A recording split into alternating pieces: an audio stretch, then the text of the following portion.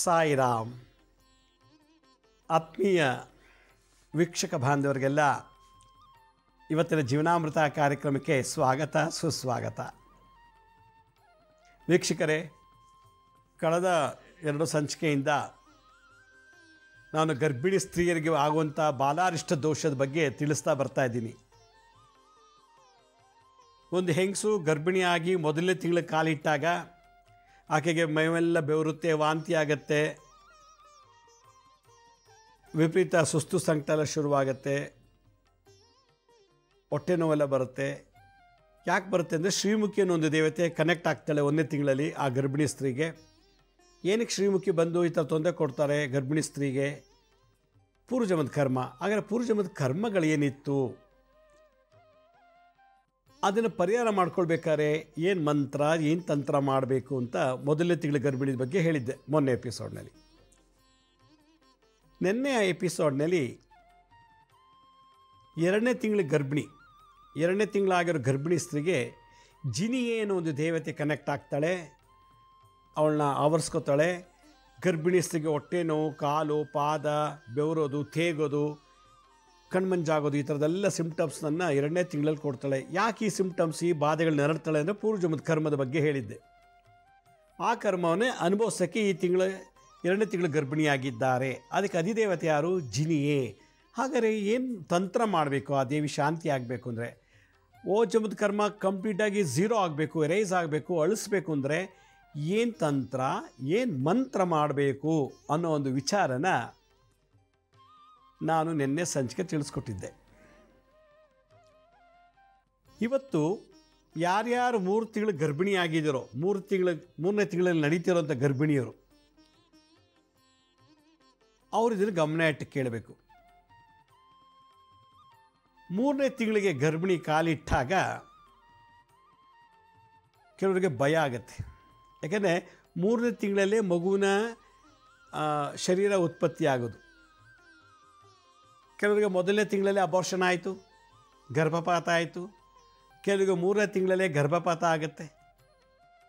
ಕೆಲವು 5ನೇ ತಿಂಗಳು, 7ನೇ ತಿಂಗಳು, 9ನೇ ತಿಂಗಳು ಗರ್ಭಪಾತ ಆಗಿಬಿಡುತ್ತೆ.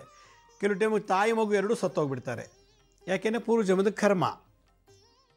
ಹುಟ್ಟಿದ್ರು, ಬೆಳೆದ್ರು, ಮದುವೆ ಆದರೂ, ಗರ್ಭಿಣಿ ಆದರೂ ಅದೇ ತಾನು ಉಳಿಲಿಲ್ಲ, ಮಗುನೂ ಉಳಿಸ್ಲಿಲ್ಲ. ಆ ಥರ ದೋಷದಲ್ಲಿ ಕೆಲವು ಹೆಂಗಸರು ಹುಡ್ತಾರೆ. ಅವ್ರಿಗೆ ಗೊತ್ತಿಲ್ಲ ನಾವೇನು ಮಾಡಿದ್ವಿ ಜನ್ಮದಲ್ಲಿ ಅಂತೇಳಿ. ಆದರೆ ಈ ಜನ್ಮದಲ್ಲಿ ಜನ್ಮದಲ್ಲಿ ಏನು ಮಾಡಿದ್ವೋ ಗೊತ್ತಿಲ್ಲ, ಆದರೆ ಈ ಜನ್ಮದೆಲ್ಲ ಅನುಭವಿಸ್ತಾ ಇದ್ದೀವಿ ನಾವು. ಆ ಅನುಭವಿಸೋದು ಬೇಡ ಅಂದರೆ, ಆ ಸಂಕಟ ಬೇಡ ಅಂದರೆ 3ನೇ ತಿಂಗಳಿಗೆ ಕಾಲಿಟ್ಟಾಗ ಗರ್ಭಿಣಿ ಸ್ತ್ರೀಯರು ಏನೆಲ್ಲ ಪರಿಹಾರ ಮಾಡ್ಕೋಬೇಕು, ಮಾಡೋಕ್ಕೆ ಮುಂಚೆ ಆ ಸಿಂಪ್ಟಮ್ಸ್ ಹೇಗಿರುತ್ತೆ ಅನ್ನೋದನ್ನು ತಿಳ್ಕೋಬೇಕು. 3ನೇ ತಿಂಗಳಿಗೆ ಕಾಲಿಟ್ಟ ತಕ್ಷಣ ಗರ್ಭಿಣಿಯರಿಗೆ ಸೊಂಟ ಎಳಿತಾ ಬರ್ತದೆ, ನೋವು ಬರ್ತದೆ, ಹಿಡ್ಕೊಂಡಂಗಾಗತ್ತೆ. ನೋಡಿ, ಸೊಂಟನ ಹಿಡ್ಕೊಂಡಂಗದು ಕ್ಯಾಚ್ ಆಗುತ್ತೆ, ಅಲ್ಲಲ್ಲೇ ಒಂದು ಚುಸ್ತಾಗಿ ನೋವಾಗತ್ತೆ.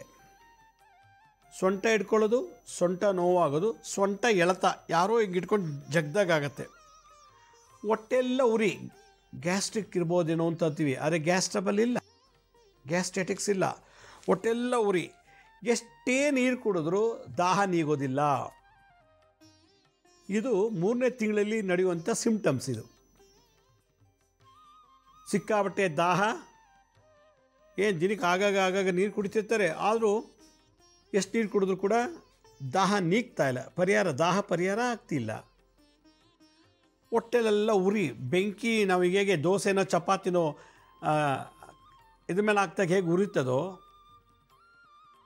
ಹೇಗೆ ಬಿಸಿನೀರು ಹೇಗೆ ಉರಿದು ಹವೆ ಕೊಡುತ್ತೋ ಹಾಗೆ ಹೊಟ್ಟೆಲೆಲ್ಲ ಧಗ ಧಗ ಧಗ ಧಗ ಅಂತ ಉರಿ. ಸೊಂಟ ಬಗ್ಸೋಕ್ಕಾಗಲ್ಲ, ರೈಟ್ ತಿರ್ಗೋಕ್ಕಾಗಲ್ಲ, ಎಡಗಡೆ ತಿರ್ಗೋಕ್ಕಾಗಲ್ಲ, ಹಿಂದೆ ತಿರ್ಗೋಕ್ಕಾಗಲ್ಲ, ಸ್ಟ್ರೆಚ್ಚಾಗಿ ಹಿಡ್ಕೊಂಬಿಟ್ಟಿರ್ತದೆ. ಸೊಂಟ ಹಿಡಿತ, ಕ್ಯಾಚ್, ಅದು ಮಸಲ್ಸ್ ಕ್ಯಾಚ್ ಅಂತ ಕರೀತಾರೆ. ಈ ರೀತಿಯಿಂದ ತಿಂಗಳು ಪೂರ್ತಿ ನರಳ್ತಾ ಇರ್ತಾರೆ. ಯಾಕಪ್ಪ ನಾನು ಪ್ರೆಗ್ನೆಂಟ್ ಆದೆ, ಮದುವೆ ಮುಂಚೆ ಚೆನ್ನಾಗಿದ್ದೆ, ಮದುವೆ ಆದಮೇಲೆ ಚೆನ್ನಾಗಿದ್ದೆ, ಮದುವೆ ಆದ 3 ತಿಂಗಳಿಗೆ ಹಿಂಗೆ, ಗರ್ಭಿಣಿ ಆದಮೇಲೆ ಹಿಂಗೆ ಆಯ್ತಲ್ಲ.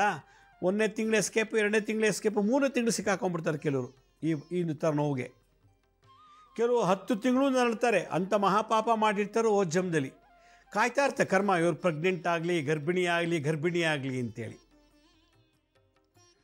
ಇದಿಷ್ಟೂ ಅವ್ರಿಗೆ ಯಾವ ಮಕ್ಕಳು ಬೇಡಪ್ಪ, ಗರ್ಭಿಣಿ ಆಗೋದೇ ಬೇಡಪ್ಪ ಅನ್ನಿಸ್ಬಿಡ್ತದೆ.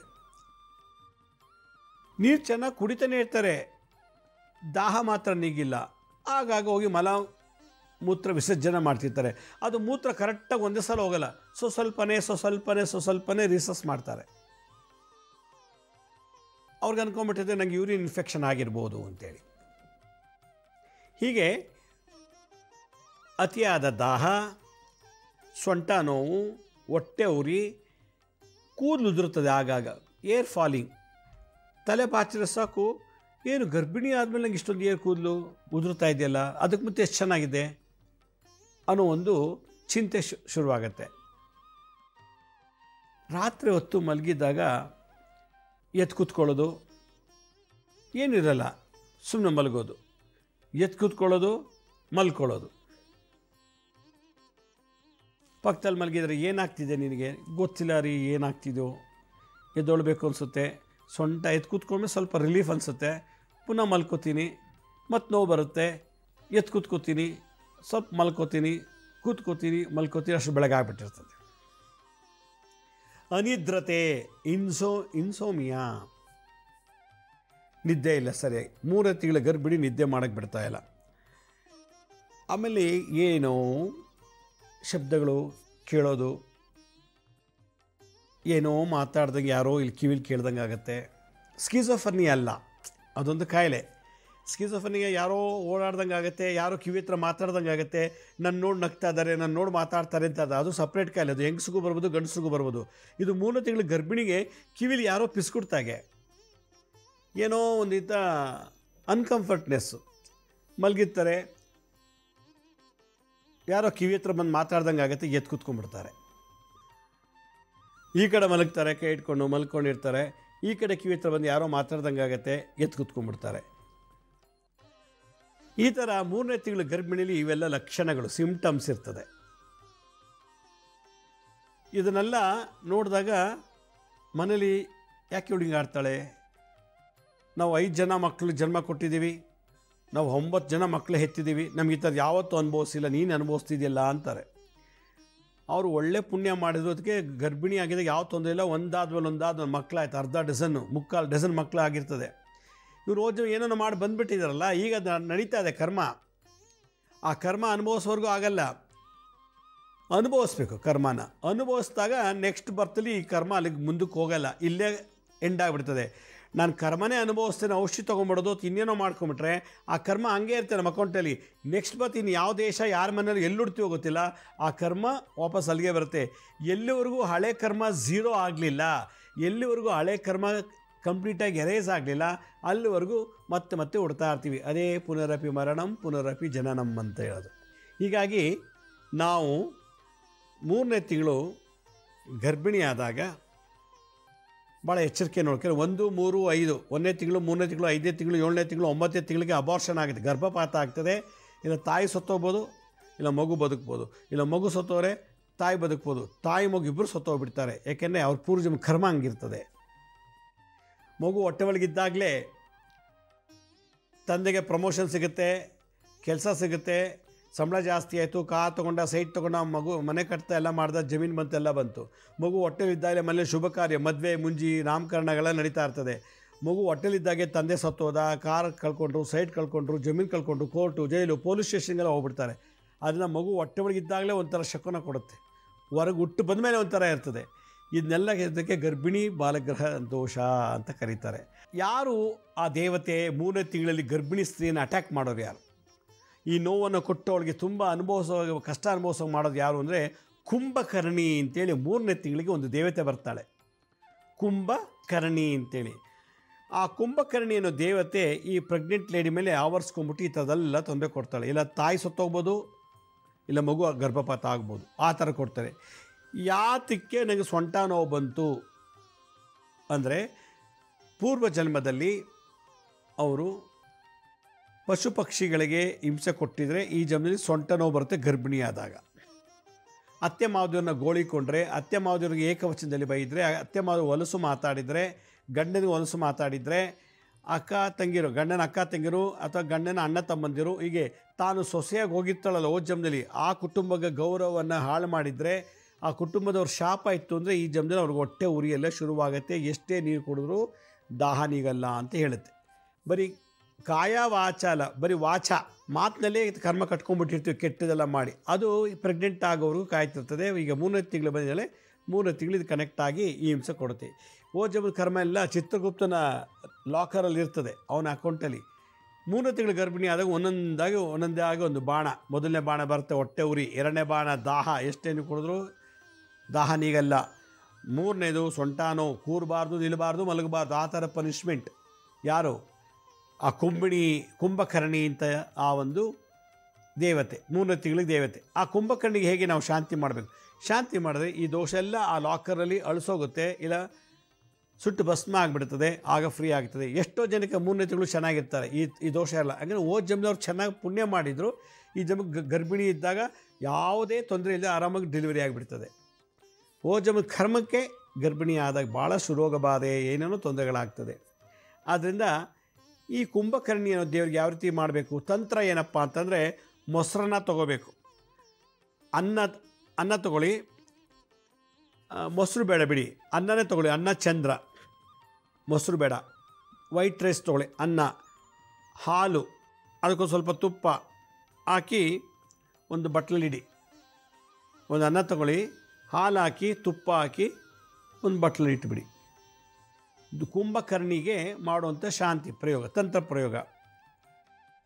ಅನ್ನ ಹಾಲು ತುಪ್ಪ ಹಾಕ್ಬಿಟ್ಟು ಆ ಬಟ್ಲು ಮುಂದೆ ಕುಂಭಕರ್ಣಿ ಅಂತೇಳಿ ಧ್ಯಾನ ಮಾಡಿ, ನಿಮಗೆ ಯಥಾಶಕ್ತಿ ಅರ್ಶಿನ ಕುಂಕುಮ ಗಂಧ ಅಕ್ಷತೆ ಪುಷ್ಪ ಎಲ್ಲ ಇಟ್ಟು ಆ ದೇವಿಗೆ ಪೂಜೆ ಮಾಡಿ. ಏನಂತ? ಕುಂಭಕರ್ಣಿ 3ನೇ ತಿಂಗಳು ಪ್ರೆಗ್ನೆಂಟ್ ಆಗಿದ್ದಾಗ, ಗರ್ಭಿಣಿ ಆಗಿದ್ದಾಗ ಬರುವಂಥ ದೇವತೆ, ನನಗೆ ಸಾವು ಕೊಡಬೇಡ, ನನ್ನ ಮಗುಗೂ ಹೊಟ್ಟೆ ಇರೋ ಮಗುನೂ ಕೂಡ ಸಾಯಿಸಬೇಡಮ್ಮ ತಾಯಿ ಕುಂಭಕರ್ಣಿ, ಆಯುಷ್ಯ ಆರೋಗ್ಯ ಸುಖ ಶಾಂತಿ ನಮ್ಮ ಇಬ್ಬರಿಗೂ ಕೊಡು, ನನ್ನ ಹೊಟ್ಟೆ ಇರೋ ಮಗುಗೂ ಕೊಡು, ನನಗೂ ಕೊಡು ಅಂತೇಳಿ ಪ್ರಾರ್ಥನೆ ಮಾಡಬೇಕು. ಪ್ರಾರ್ಥನೆ ಮಾಡೋಕ್ಕೆ ಮುಂಚೆ ಒಂದು ವಿಳ್ಯದೆಲೆ ತೊಗೊಂಡು ಅದ್ರ ಮುಂದೆ ಇಟ್ಟು, ಅನ್ನದ ಬಟ್ಲು ಮುಂದೆ ಇಟ್ಟು ನಾನು ಹೇಳೋ ಮಂತ್ರದಲ್ಲಿ ಅರ್ಚನೆ ಮಾಡಬೇಕು. ಕುಂಕುಮದಲ್ಲೋ ಅಥವಾ ಅರ್ಶನದಲ್ಲೋ, ಓಂ ನಮೋ ಕುಂಭಕರ್ಣಿ ಏಹಿ ಬಾಲಗ್ರಹಾಣಿ ಬಲಿ ಕನ್ಯೆ ಸ್ವಾಹ, ಓಂ ನಮೋ ಕುಂಭಕರ್ಣಿ ಏಹಿ ಬಾಲಗ್ರಹಾಣಿ ಬಲಿ ಕನ್ಯೆ ಸ್ವಾಹ, ಓಂ ನಮೋ ಕುಂಭಕರ್ಣಿ ಏಹಿ ಬಾಲಗ್ರಹಾಣಿ ಬಲಿ ಕನ್ಯೆ ಸ್ವಾಹ, ಓಂ ನಮೋ ಕುಂಭಕರ್ಣಿ ಏಹಿ ಬಾಲಗ್ರಹಾಣಿ ಬಲಿ ಕನ್ಯೆ ಸ್ವಾಹ, ಓಂ ನಮೋ ಕುಂಭಕರ್ಣಿ ಏಹಿ ಬಾಲಗ್ರಹಾಣಿ ಬಲಿ ಕನ್ಯೆ ಸ್ವಾಹ. ಅಂದರೆ ಕುಂಭಕರ್ಣಿ ಅಂದರೆ, ಕುಂಭ ಅಂದರೆ ಮಡಿಕೆ, ಕರ್ಣೆ ಅಂದರೆ ಮಡಿಕೆ ಥರ ಕಿವಿ ಇರುವಂಥವಳು ಕುಂಭಕರ್ಣಿ. ಅವಳು ಈ 3 ತಿಂಗಳಿಗೆ ಕನೆಕ್ಟ್ ಆಗಿ ಹಿಂಸೆ ಕೊಡ್ತಾಳೆ ಆ ಕರ್ಮ ಮಾಡಿದ್ದಕ್ಕೆ. ಆದ್ದರಿಂದ ಓಂ ನಮೋ ಕುಂಭಕರ್ಣಿ ಏಹಿ ಬಾಲಗ್ರಹಾಣಿ ಬಲಿಕನ್ಯೆ ಸ್ವಾಹ ಅಂತ ಒಂದು ಅರ್ಧ ಗಂಟೆ ಹೇಳಿ ಅರ್ಶಿನ ಕುಂಕುಮದಲ್ಲಿ ಅರ್ಚನೆ ಮಾಡಿ. 108 ಆಯಿತು. 108 ಆದಮೇಲೆ ಎದ್ದು ನಿಂತ್ಕೊಂಡು ಅದಕ್ಕೆ ಧೂಪ ದೀಪ ಆರತಿ ಎಲ್ಲ ಮಾಡಿ ಅದೆಲ್ಲ ಪ್ರದಕ್ಷಿಣೆ ಮಾಡಿ ಪ್ರಾರ್ಥನೆ ಮಾಡಿ, ನನಗೂ ಒಳ್ಳೇದು ಮಾಡು, ನನ್ನ ಮಗನಿಗೂ ಒಳ್ಳೇದು ಮಾಡು, ಮಗು ಹೊಟ್ಟೆಲಿ ಯಾವುದಿದು ಅದಕ್ಕೆ ಆಯುಷ್ಯ ಆರೋಗ್ಯ ಸುಖ ಶಾಂತಿ ಸಕಲ ವಿದ್ಯಾಪಾರಂಗತ, ದೀರ್ಘಾಯುಷ್ಯು ದೀರ್ಘ ಆರೋಗ್ಯ, ದೇಶ ವಿದೇಶಗಳಿಗೆ ಹೋಗುವಂಥವನು, ವಿಖ್ಯಾತಿ ಪ್ರಖ್ಯಾತಿ ಆಗುವಂಥವನು, ಅಂಥ ಒಂದು ಮಗುನ ನನಗೆ ಕೊಡು ಅಂತೇಳಿ ಕುಂಭಕರ್ಣಿಯಲ್ಲಿ ಪ್ರಾರ್ಥನೆ ಮಾಡಬೇಕು. 3ನೇ ತಿಂಗಳು ಗರ್ಭಿಣಿ ಸ್ತ್ರೀ, ಇದು ಗರ್ಭಿಣಿ ಬಾಲಾರಿಷ್ಟಕ್ಕೆ ಪರಿಹಾರ. ಅದು ತಂತ್ರ. ಅನ್ನಕ್ಕೆ ಹಾಲು ತುಪ್ಪ ಹಾಕಬೇಕು, ಪೂಜೆ ಮಾಡಬೇಕು. ಯಾವ ಮಂತ್ರದಿಂದ? ಓಂ ನಮೋ ಕುಂಭಕರ್ಣಿ ಏಹಿ ಬಾಲಗ್ರಹಾಣಿ ಬಲಿಕನ್ಯೆ ಸ್ವಾಹ. ಇದೆಲ್ಲ ಎಲ್ಲಿ ಬಂತು? ಶುಕಮುನಿಗಳು ಬರೆದಿರೋ ಒಂದು ಗ್ರಂಥದಲ್ಲಿ ಇದೆ ಇವೆಲ್ಲ. ಶುಕಮುನಿಗಳು ಭಾಳ ವಿಶೇಷವಾದ ತ್ರಿಕಾಲಜ್ಞಾನಿಗಳು. ಅವರು ಶ್ರೀನಿವಾಸನಿಗೂ ಮದುವೆ ಮಾಡಿಸಿದ್ದಾರೆ ನೋಡಿ ಶುಕಮುನಿಗಳು. ಅಂದರೆ ಅವರು ಚಿರಂಜೀವಿ ಅಂತ ಕರೀತಾರೆ. ಅವರು ಕೂಡ ಅವ್ರಿಗೆ ಸಾವೇ ಇಲ್ವಂತೆ. ಅವರು ಗರ್ಭಿಣಿ ಸ್ತ್ರೀಯಲ್ಲಿ ಆಗುವಂಥ ಎಲ್ಲ ದೋಷಗಳನ್ನು ಅಬ್ಸರ್ವ್ ಮಾಡಿ, ರಿಸರ್ಚ್ ಮಾಡಿ, ಸಂಶೋಧನೆ ಮಾಡಿ, ಅವತ್ತಿನ ಕಾಲದಲ್ಲೇ ಅವರು ಗರ್ಭಿಣಿ ಬಾಲಾರಿಷ್ಟಕ್ಕೆ ಒಂದು ಪರಿಹಾರ ಮಾಡಬೇಕು ಅಂತೇಳಿ ಒಂದು ಗ್ರಂಥವನ್ನು ಬರೆದಿಟ್ರು. ಅದೇ ನಮ್ಗೆ ಅವ್ರು ಕೊಟ್ಟಿರೋದೊಂದು ವಿಶೇಷವಾದಂಥ ಇದು. ಇದನ್ನು ಸೊಂಟ ನೋವು ಮತ್ತು ದಾಹ ಜಾಸ್ತಿ ಮತ್ತು ಹೊಟ್ಟೆಲ್ಲ ಉರಿಯುತ್ತೆ ಅಂತ ಡಾಕ್ಟರ್ ತೋದ್ರೆ ಬೇರೆ ಬೇರೆ ಮೆಡಿಸಿನ್ ಕೊಡ್ತಾರೆ. ಆ ಮೆಡಿಸಿನ್ ಹೊಟ್ಟೆ ಮಗುಗೆ ತೊಂದರೆ ಆಗುತ್ತೆ. ಮಗು ಬೆಳ್ಳಗುಡ್ಬೇಕಾಗಿದ್ದು ಮಗು ಕಪ್ಪು ಗುಟ್ಬಿಡುತ್ತೆ. ಯಾಕೆ? ಕಪ್ಪು ಬಣ್ಣ. ಅಪ್ಪನೂ ಬೆಳ್ಳಗಿದ್ದಾನೆ, ಅಮ್ಮನೂ. ಮಗು ಮಾತ್ರ ಕಪ್ಪು ಅಂದರೆ ಅವ್ಳು ತೊಗೊಂಡಿರೋ ಔಷಧಿ ಪ್ರಭಾವ ಅದು. Medicine side effect. ಮತ್ತು ಸ್ಲೀಪಿಂಗ್ ಟ್ಯಾಬ್ಲೆಟ್ಸ್ ಕೊಟ್ಬಿಡ್ತಾರೆ, ನಿದ್ದೆ ಬರ್ತಿಲ್ವಲ್ಲ, ಸ್ಲೀಪಿಂಗ್ ಟ್ಯಾಬ್ಲೆಟ್ಸ್ ತೊಗೊಂಡಷ್ಟು ಉಡೋ ಮಕ್ಕಳು ದಡ್ಡರಾಗ್ತಾರೆ, ಕಣ್ಣು ಮಂಜಾಗತ್ತೆ, ಉಡೋ ಮಕ್ಕಳು ಕಣ್ಣು ಮಂಜಾಗತ್ತೆ, ದೃಷ್ಟಿದೋಷ ಬರ್ತದೆ, ಬೇಗ ಬಿಳಿ ಕೂದಲು ಬರುತ್ತೆ. ಗರ್ಭಿಣಿಯಾಗಿದ್ದಾಗ ನಿದ್ರೆ ಮಾತ್ರೆ ತೊಗೊಂಡಿದ್ರೆ ಮಕ್ಕಳು ಹುಟ್ಟಿದ ಮೇಲೆ ಮಕ್ಕಳಿಗೆ ಬಿಳಿ ಕೂದಲು ಬೇಗ ಬರ್ತದೆ. ಇದೆಲ್ಲ ತಾಯಿ ಗರ್ಭಿಣಿಯಾಗಿದ್ದಾಗ ತೊಗೊಳ್ಳೋ ಮೆಡಿಸಿನ್ ಸೈಡ್ ಎಫೆಕ್ಟು ಮಗುಗೋಗುತ್ತೆ. ತಂಗೆ ನಿದ್ದೆ ಬರಲಿ ಅಂತ ಹೇಳಿ ಸ್ಲೀಪಿಂಗ್ ಟ್ಯಾಬ್ಲೆಟ್ಸ್ ತೊಗೊಂಡ್ಬಿಡ್ತಾಳೆ, ತಪ್ಪದು. ಗರ್ಭಿಣಿಯಾದಾಗ ಯಾವುದೇ ರೀತಿಯ ಮೆಡಿಸಿನ್ಸ್ ತೊಗೋಬಾರ್ದು. ಚೆನ್ನಾಗಿ ಕೆಲಸ ಮಾಡಬೇಕು, ಚೆನ್ನಾಗಿ ತಿನ್ನಬೇಕು, ವಾಕಿಂಗ್ ಮಾಡಬೇಕೆಲ್ಲ, ದೇಹ ದಣಿಸ್ಬೇಕು, ಆರಾಮ ನಿದ್ದೆ ಮಾಡಬೇಕು. ಇವಾಗೆಲ್ಲ ಗರ್ಭಿಣಿ ಆಗಿದೆ ಅಂತ ತುಂಬ ಸ್ಕೋಪ್ ತೊಗೊಂಡು ಏನು ಮಾಡೋಣ ಮನೆ ಕೂತಿರ್ತಾರೆ, ಯಾಕೆ ಸಿಸರಿನ್ ಆಗೋದು. 3ನೇ ತಿಂಗಳಲ್ಲಿದ್ದಾಗ ಒಳ್ಳೊಳ್ಳೆ ಪುಸ್ತಕಗಳನ್ನು ಓದಬೇಕಂತೆ. ರಾಮಕೃಷ್ಣ ಪರಮಹಂಸರು, ವಿವೇಕಾನಂದರು, ರಾಮನ ಕಥೆ, ಕೃಷ್ಣನ ಕಥೆ, ಈ ಥರ ಒಳ್ಳೊಳ್ಳೆ ಸೆಲೆಬ್ರಿಟಿ, ಒಳ್ಳೆ ಮಹಾತ್ಮರ ಚರಿತ್ರೆಗಳನ್ನು ಓದೋದ್ರಿಂದ ಈ ದೋಷ ಕೂಡ ನಿವಾರಣೆ ಆಗುತ್ತೆ ಅಂತ ಶುಕಮುನಿಗಳು ಒಂದು ಕಡೆ ಹೇಳ್ತಾರೆ. ಯಾವಾಗ ಪೂಜೆ ಮಾಡಿ ಅರ್ಚನೆ ಮಾಡಿ ಎಲ್ಲ ಆಯಿತು, ಇಮಿಡಿಯೇಟಾಗಿ ಅದು ಮನೇಲಿ ಇಟ್ಕೋಬಾರ್ದು. ತಕ್ಷಣ ತೊಗೊಂಡೋಗಿ ನಿಮ್ಮೂರ ಯಾವುದಾದ್ರು ಮಾರಿ ದೇವಸ್ಥಾನ, ಮಾರಮ್ಮ, ಕಾಳಮ್ಮ, ಕಬ್ಬಾಳಮ್ಮ, ಮಾಸ್ತಮ್ಮ, ಯಾವುದೋ ಒಂದು ಶಕ್ತಿ ದೇವತೆ ದೇವಸ್ಥಾನದ ಮುಂದೆ ಅದನ್ನು ಇಟ್ಬಿಟ್ಟು ಬಂದುಬಿಡ್ಬೇಕು. ಇಟ್ಬಿಟ್ಟು ನೋಡ್ತಾ ಕೂತ್ಕೊಳ್ಳೋಂಗಿಲ್ಲ, ಇಡಬೇಕು, ತಿರುಗಿ ನೋಡ್ದೆ ವಾಪಸ್ ಬರಬೇಕು. ಯಾರು ಮಾಡಬೇಕು? ಈ ಪ್ರೆಗ್ನೆಂಟ್ ಆಗಿರೋ ಹೆಂಗಸೆ ಮಾಡ್ಬೋದು, ಅಥವಾ ಇನ್ಯಾರು ಕೆಲವರು ಮಾಡಿಸ್ಬೋದು. ಮಾಡಿ ಬಂದು ಕೈಕಾಲು ಮುಖ ತೊಳ್ಕೊಂಡು ದೇವ್ರ ಮುಂದೆ ಒಂದು ದೀಪ ಹಚ್ಬಿಟ್ರೆ 3ನೇ ತಿಂಗಳಿಂದ ಮಗುಗೆ ಆಕಾರ ಬರ್ತದೆ. ಕಣ್ಣು, ಕಿವಿ, ಬಾಯಿ ಎಲ್ಲ ಉತ್ಪತ್ತಿ ಆಗುತ್ತೆ. 3ನೇ ತಿಂಗಳು ಆಗ ಆ ಮಗುಗೆ ಸಂಸ್ಕಾರ ಆಯಿತು. 3ನೇ ತಿಂಗಳು ಗರ್ಭಿಣಿಗೂ ಸಂಸ್ಕಾರ ಆಯಿತು. ಇದೆಲ್ಲ ಮಾಡಿದ್ಮೇಲೆ 3ನೇ ತಿಂಗಳಿಗೆ ಬರುವಂಥ ಎಲ್ಲ ಸಿಂಪ್ಟಮ್ಸು ಝೀರೋ ಆಗಿಬಿಡುತ್ತೆ. ಅದರಿಂದ ಪ್ರತಿಯೊಬ್ಬರು ಇದನ್ನು 3ನೇ ತಿಂಗಳಿಗೆ ಗರ್ಭಿಣಿ ಆದಾಗ ಇದನ್ನು ಮಾಡಬೇಕು. ಯಾರು ಮದುವೆ ಆಗಿಲ್ವೋ, ಮದುವೆ ಆಗ್ತದೆ, ಮದುವೆ ಆದಮೇಲೆ ಗರ್ಭಿಣಿ ಆಗ್ತಾರಲ್ಲ, ಇದೆಲ್ಲ ಬರೆದಿಟ್ಕೋಬೇಕು. ನೀವು ಮಾಡಿದ್ರೆ ನಾರ್ಮಲ್ ಡೆಲಿವರಿ ಆಗುತ್ತೆ 9 ತಿಂಗಳಾದಮೇಲೆ. ಭಾಳ ವಿಶೇಷ. ಯಾಕಂದರೆ ಎಲ್ಲ ದೇವತೆಗಳು ಶಾಂತಿ ಮಾಡ್ಕೊಂಡು ಬಂದುಬಿಡ್ತಿಲ್ಲ. 1ನೇ ತಿಂಗಳು, 2ನೇ ತಿಂಗಳು, 3ನೇ ತಿಂಗಳು ಶಾಂತಿ ಆಯಿತು. ಹಾಗೆ 4, 5, 6, 7, 8, 9, 10ನೇ ತಿಂಗಳು ಶಾಂತಿ ಆಯಿತು ಅಂದರೆ ದುಡ್ಡು ಖರ್ಚಿಲ್ಲ, ಇನ್ವೆಸ್ಟ್ಮೆಂಟ್ ಇದೆ, ಒಳ್ಳೆ ಮಗುಗೆ ಜನ್ಮ ಕೊಡ್ಬೋದು. ಇದು ನನ್ನ ಅನುಭವದ ಮಾತು. ಇದು ಮಾಡ್ತಾ ಬನ್ನಿ, ಖಂಡಿತ ಒಳ್ಳೆಯದಾಗತ್ತೆ.